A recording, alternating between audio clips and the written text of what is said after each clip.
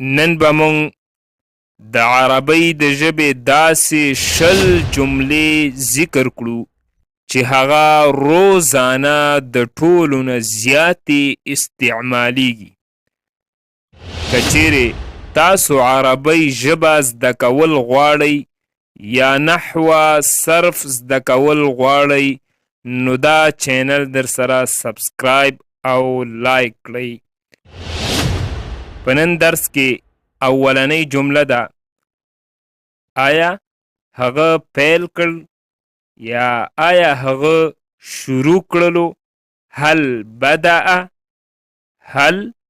بدأ did he start انګلیش کې did he start.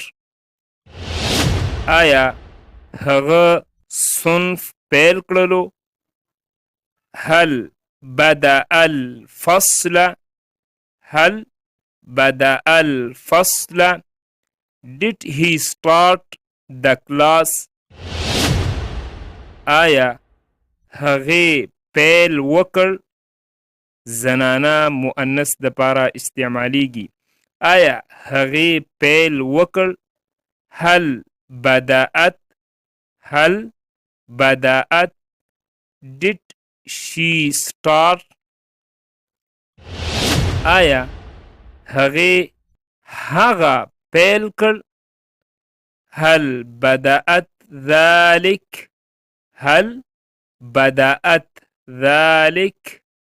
بدأت یا بدأ دا شروع کولو ته ویل کیږي، پیل کولو ته. did she start it. آیا تاسو پیل کړئ. هل بدأت did you start. آیا تاسو لوبه پیل کړه. هل بدأت اللعبه did you start the game. آیا ما پیل کړئ. هل بدأت did I start. آیا ما سوداګري پیل کړه. هل بدأت التجارة.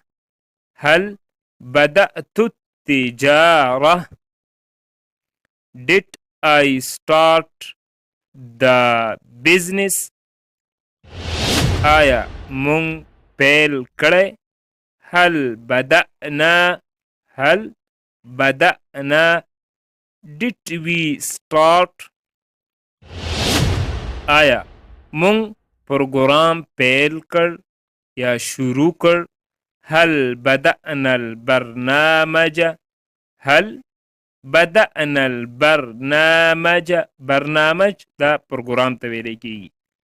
did we start the program. زه دا ځای خوښوم. احب هذا المكان. آیا تاسو په انګلیسي خبرې کولای شئ. هل تتحدث الإنجليزية. do you speak English. دای وخت دی یا وخت راغی. حان الوقت it's time. زه بدرنګه یم. أنا قبيح I am ugly. زه چمتو یم یا زه تیار یم. أنا مستعد I am ready. زه بیرته راغلم. لقد عدت I am back. دا مفت دی. إنه مجانا it's free. څوک راغی. من أتى who come زه نوی یم. أنا جديد. أنا جديد. I am new. ته ناروغ یې. أنت مریض. أنت مریض. You are sick.